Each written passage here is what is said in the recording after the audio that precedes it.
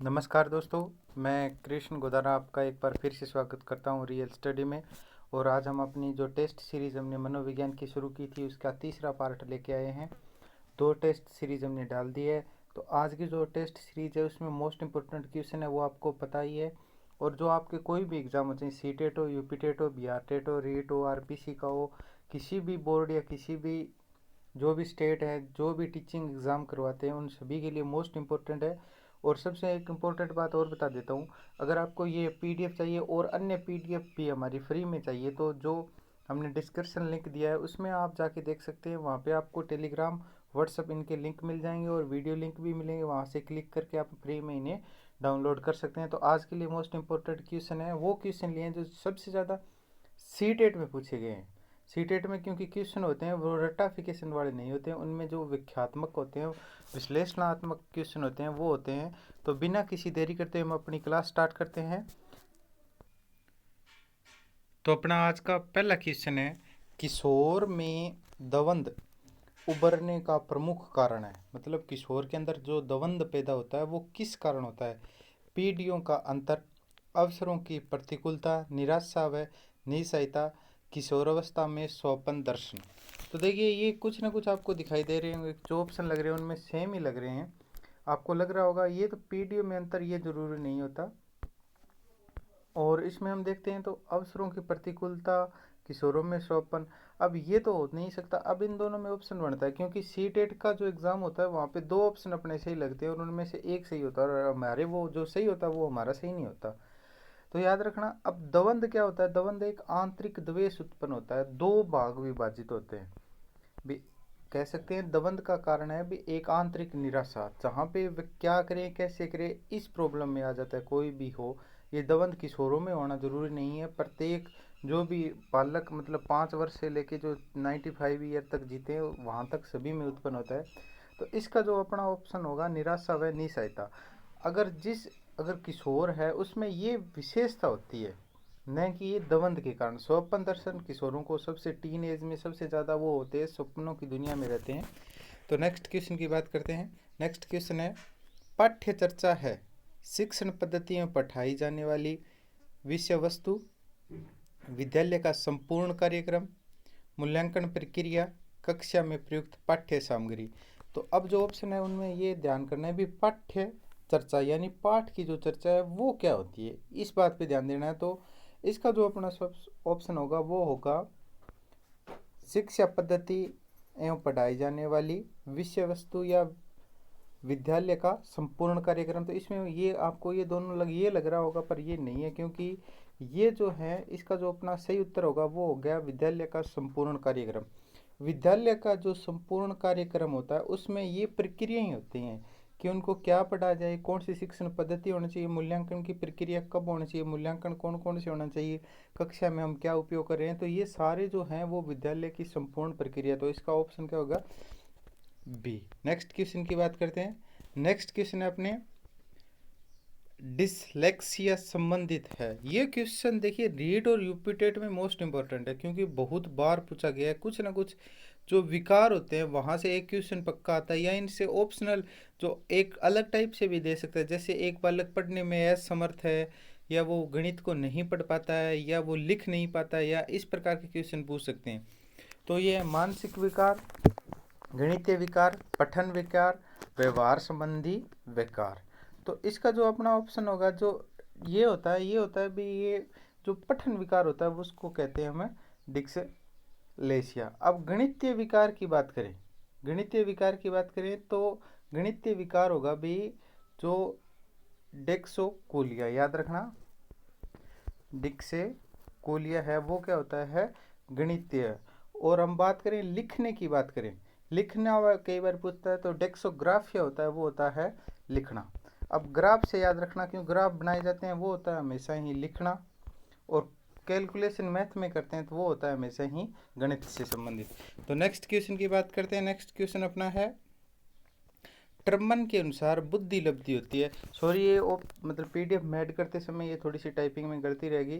Terman के अनुसार सामान्य व्यक्ति में बुद्धि लब्धि होती है। तो सामान्य व्यक्ति में बुद्धि लब्धि होती है वो आपको पता होना चाहिए, वो होती है 90 से 110। अब याद रखना ये इंपॉर्टेंट क्या है, इसके साथ जो आईक्यू शब्द है वो किसने सर्वप्रथम लिया था, तो आईक्यू शब्द है वो टर्मन ने लिया था। नेक्स्ट क्वेश्चन की बात करते हैं। नेक्स्ट क्वेश्चन है अपना, जब बच्चों को कोई नियम या सिद्धांत सिखाना हो तो अध्यापक प्रयोग करेगा आगमन विधि, निगमन विधि, विश्लेषण विधि, कहानी कथन विधि। अब देखिए इस प्रकार के क्वेश्चन आते हैं, वो आपको प्रत्येक जो भी आपका सीटेट दे रहे हो तो उनमें जो भी आपका पार्ट है, जैसे मैथ पढ़ रहे हो तो उनमें जो पेडागोजी के क्वेश्चन आते हैं वहाँ ऐसे क्वेश्चन पूछे जाते हैं। तो इसका जो होगा, इसका अपना आगमन, निगमन, विश्लेषण और कहानी, तो इसका होगा भैया अपना आगमन विधि। अब एक ध्यान दीजिए, आगमन विधि क्या होती है। आगमन विधि में याद रखना, इसमें क्या होता है, पहले उदाहरण दिया जाता है, ये मोस्ट इम्पोर्टेंट है। उसके बाद उदाहरण देके बच्चों को सिद्धांत की ओर लेके जाते हैं, और यह जो विधि है जो छोटी कक्षा के छात्र होते हैं उनके लिए मोस्ट इम्पोर्टेंट है, और गणित के में भी ये बहुत ही महत्वपूर्ण विधि है। नेक्स्ट क्वेश्चन की बात करते हैं। श्यामपट्ट पर लिखते समय सबसे महत्वपूर्ण है अच्छा लेख, लिखने में स्पष्टता, बड़े अक्षर, छोटे अक्षर। अब आपको ये तो पता ही है, छोटे अक्षर ये तो नहीं हो सकता, पर ये तीनों एक जैसे ऑप्शन दिख रहे हैं। याद रखना, अच्छा लेख होता है उसकी विशेषता होती है लिखने लिखाई में भी स्पष्टता, और ज़्यादा बड़े भी नहीं होना चाहिए। एक दिखाई मतलब एक विशेष रूप से एक मीडियम साइज के जो अक्षर होते हैं उसी साइज से होना चाहिए। नेक्स्ट क्वेश्चन की बात करते हैं। भूल भुलैया परीक्षण किसके लिए, सॉरी किस उपयुक्त या उनके लिए कौन सी आयु है, वो क्या है, उपयुक्त है। 10 से 16 वर्ष, 6 से 14 वर्ष, 1 से 3 वर्ष, 5 से 10 वर्ष। तो ये जो होती है ये छोटे बालक के लिए होती है भी, ये भी याद रखिए। तो छोटा बालक होगा वो आपको पता ही है भी कौन सा होता है, ये होती है भी अपनी जो 5 से 10 साल के बालक होते हैं उनके लिए भूल भुलैया परीक्षण किया जाता है। नेक्स्ट क्वेश्चन है। अब मैं एक और बता दूं, भूल भुलैया परीक्षण होते हैं जैसे ये हम एक रास्ता दे दिया, यहाँ पे पहले कौन पहुँचेगा, मतलब ए आ गया, ये बी आ गया, इस प्रकार के ऑप्शन, यहाँ जाना है इस डी की ओर जाना है, या महल दे दिया भी, इनमें से कौन जल्दी पहुँचेगा या कौन नहीं पहुँचेगा, ऐसे क्वेश्चन होते हैं। नेक्स्ट क्वेश्चन है, समायोजन की प्रक्रिया है, रीट में पूछा गया क्वेश्चन है भी, रीट जो 2017 में हुई थी उसमें ये क्वेश्चन आया हुआ है। स्थिर, गतिशील, स्थापन, अवरोधी। अब देखिए समायोजन होता है, पहले हमें ये बताना चाहिए समायोजन क्या होता है। समायोजन होता है भी एक जो अपनी कोई भी प्रक्रिया चल रही है वो क्या है, एक निश्चित रूप से एक नियमानुसार हम जो सीख रहे हैं वो सीखते जाएं, ज़्यादा से ज़्यादा ग्रहण करें। तो ज़्यादा से ज़्यादा ग्रहण करेंगे तो हम स्थिर रह के ग्रहण नहीं कर सकते, तो इसका जो अपना ऑप्शन होगा वो कौन सा होगा, गतिशील। और ये बहुत बार आ चुका है भी क्वेश्चन, कई क्वेश्चन ऐसे होते हैं जो बार बार रिपीट होते हैं। वैसे तो साइकोलॉजी में क्वेश्चन रिपीट कम ही होते हैं, पर ये जो हम क्वेश्चन लेके आ रहे हैं वो बार बार रिपीट होते हैं, वो क्वेश्चन लेके आए। नेक्स्ट क्वेश्चन है अपना, शिक्षा मनोविज्ञान अध्ययन करता है प्रेरणा व पुण्यबलन के प्रभाव का अध्ययन, वसा अनुक्रम व वातावरण का अध्ययन, ध्यान, वंश, रुचि का अध्ययन, व्यक्तिगत भेदों का अध्ययन। तो इसमें जो अपना ऑप्शन होगा वो होगा, याद रखना, वंश, अनुक्रम व वातावरण। और ये भी ध्यान रखना जो बुद्धि होती है उस पर भी वंश, अनुक्रम और वातावरण का प्रभाव रहता है। ये क्वेश्चन भी कई बार डिफिकल्ट कर देता है, पर याद रखना वातावरण का उसमें 90% और वंशानुक्रम का उसमें 10%। नेक्स्ट क्वेश्चन बात करते हैं। छोटी कक्षाओं में शिक्षक के लिए सबसे महत्वपूर्ण विशेषता है पढ़ाने की उत्सुकता, धैर्य व दृढ़ता, शिक्षा विधियों का ज्ञान, मानक भाषा का ज्ञान। अब देखिए वैसे तो ये सारे ही इनमें से ही है, पर इनमें सिर्फ एक मुख्य पूछा है या महत्वपूर्ण, सबसे महत्वपूर्ण है वो विशेषता कौन सी होती है, वो होती है। क्योंकि देखिए छोटे छोटे बालक होते हैं वो, हम ये जरूरी नहीं है हम उनको बोलते हैं भी ये क्या लिख के लाना है, इसके ऊपर जो पेन से बार बार स्केच करे, तो वो जरूरी नहीं है, वो अपनी मर्जी से आगे कुछ ऐसा वैसा लिख दे, जैसे ऐसे कर दिया। तो अगर वो गुस्सा, वो पढ़ाने में कितना भी अच्छा हो, अगर वो अपने ऊपर खुद पर कंट्रोल नहीं कर पाएगा तो वो सिखाने में असमर्थ होगा। तो याद रखना जो अध्यापक होते हैं छोटी कक्षाओं में, उनमें सबसे इम्पोर्टेंट है उसका धैर्य और दृढ़ता। दृढ़ता या धैर्य यानी वो बालकों की छोटी छोटी गलतियां उन पे गुस्सा नहीं करी। दृढ़ता ये भी, एक बार गलती कर रहा है कोई बालक, लिख नहीं पा रहा है, तो बार बार कोशिश करके उस चीज़ को सिखाना। और ये क्या होगी, ये भी क्या है, एक शिक्षक की विशेषता होगी। उसको शिक्षक है उसकी, उसको मतलब जो बालक की जो छोटी छोटी विधियाँ होती है, मतलब छोटे बालक होते हैं उनके लिए विशेष विधियाँ बनाएगी, उनका ज्ञान होना चाहिए। नेक्स्ट क्वेश्चन है, बालक में सामाजिक भावना का विकास जन्मजात होता है। आप इस कथन से हैं पूर्णतः सहमत, संभवतः असहमत, असहमत या कुछ सीमा तक सहमत। यानी कह सकते हैं भी बालक में सामाजिक भावना यानी सामाजिक विकास है, वो बोलते हैं भी वो जन्मजात होता है या नहीं होता। तो लगभग ये क्या होता है, ये जन्मजात होना जरूरी नहीं है, क्योंकि हम इससे, मैं पूर्णतः इससे क्या हूँ, असहमत हूँ। तो इसका जो अपना ऑप्शन होगा वो होगा भी सी। अपना ऑप्शन कौन सा होगा, सी। क्यों होगा ये भी ध्यान रखना, असहमत, क्योंकि बालक जन्म कहीं पे भी होगा, ये इंपॉर्टेंट करता है। सामाजिक विकास का महत्वपूर्ण प्रभाव होता है उसके वातावरण पर, वो रह कहाँ रहा है, उसका जो होने वाला है विकास हुआ है, या उसके जो भाषा शैली है वो जहाँ जिस क्षेत्र में रह रहा है उसी के अनुसार ग्रहण करेगा। नेक्स्ट क्वेश्चन की बात करते हैं, छात्रों में परस्पर सहयोग की भावना विकसित करने के लिए आप इसके लाभ बनाएंगे, अन्य शिक्षकों के साथ मिलकर काम करेंगे, सहयोग भावना की कहानी सुनाएंगे, सहयोग न करने वाले को दंडित करेंगे। तो इम्पोर्टेंट है भी, छात्र हैं उनमें हमें क्या पैदा करना है, छात्रों में सहयोग भावना पैदा करनी है। या मतलब जो छोटे बच्चे होते हैं तो वो क्या है, हम देखते हैं भी हमारे सामने क्या हो रहा है, तो हमारे सामने जो शिक्षक हैं अगर वो मिलकर कार्य करेंगे तो उनमें क्या होगी, सहयोग भावना। किसी को आप दंड देकर सहयोग भावना नहीं कर सकते।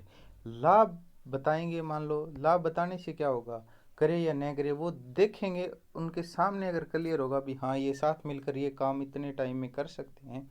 पर आजकल जो कोरोना है उसमें क्या है, सहयोग तो जरूरी है पर एक साथ पास आके सहयोग करना जरूरी नहीं है। नेक्स्ट क्वेश्चन है, बच्चों की बुद्धि के अनुरूप उनकी रुचियां बहुमुखी हो जाती है, दृढ़ता व सीमित हो जाती है, सॉरी, और अनियमित दिशा में चली जाती है, पहले जैसी रहती है।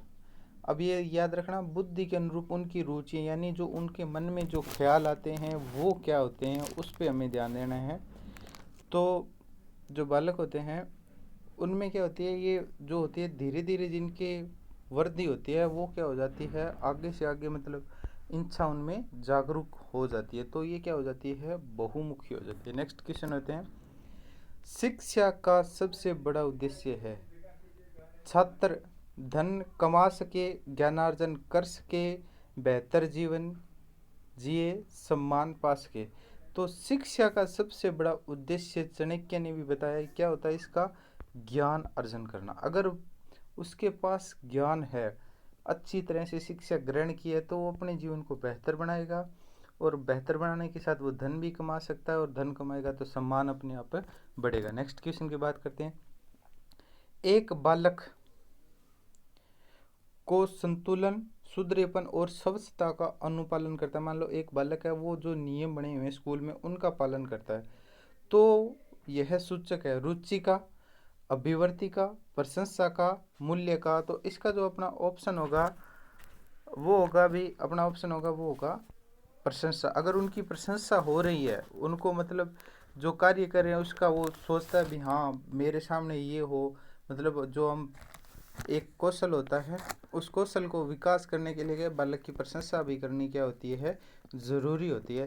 तो नेक्स्ट क्वेश्चन की बात करते हैं। नेक्स्ट क्वेश्चन अपना है, स्वभाव और प्रकृति से, स्वभाव और प्रकृति से छोटे बच्चे होते हैं डरकोप, डरपोक तथा संकोची, निर्भीक तथा स्वतंत्र, शांत तथा सक्रिय, सक्रिय तथा जिज्ञासु। ये बढ़िया क्वेश्चन है अभी। तो ये याद रखना कि जो छोटे बच्चे होते हैं उनका जो स्वभाव होता है या उनकी प्रकृति होती है वो हमेशा ही याद रहेगा, वो होगी जिज्ञासु प्रकृति होगी। उसके बाद क्योंकि वो एक सक्रिय होते हैं, जो जैसे जैसे बालक बड़ा होता है उसमें बाद में ये गुण आते हैं आलसीपन और ये, क्योंकि जो बालक होता है उसमें सबसे ज़्यादा क्या होती है, पहले होती है वो उनकी दर होती है। नेक्स्ट क्वेश्चन की बात करते हैं। छात्र उस शिक्षक को पसंद करते हैं जो समस्याएं सुनता है, नाराज नहीं होता है, समय का पाबंद है, सुंदर है। तो देखिए ये तो मन की विकृति है, पर साइकोलॉजी प्रत्येक व्यक्ति की अलग अलग होती है। अब किसी को कैसा लगे। तो सबसे जो हम ऑथेंटिक बात करें तो ऑथेंटिक तो ये होता है भी जो छात्र आ रहे हैं या जो स्टूडेंट है उनकी समस्याएं सुनता है और उनकी समस्याओं को सुन के बाद उनका क्या है हल करता है। पर वर्तमान में क्या है, बहुत से छात्र होते हैं वो कुछ ज़्यादा सुंदर है उस टीचर को भी पसंद करते हैं, ये भी याद रखना। नेक्स्ट क्वेश्चन है, प्रौढ़ शिक्षा के लिए आयु वर्ग है 6 से 16 वर्ष, 12 से 18 वर्ष, 18 से 50 वर्ष, 15 से 35 वर्ष। ये बढ़िया क्वेश्चन है। ये क्वेश्चन हम देखते हैं तो ये क्या होगा, प्रौढ़ शिक्षा के लिए 15 से 35 वर्ष। नेक्स्ट क्वेश्चन की बात करते हैं। समाज की उन्नति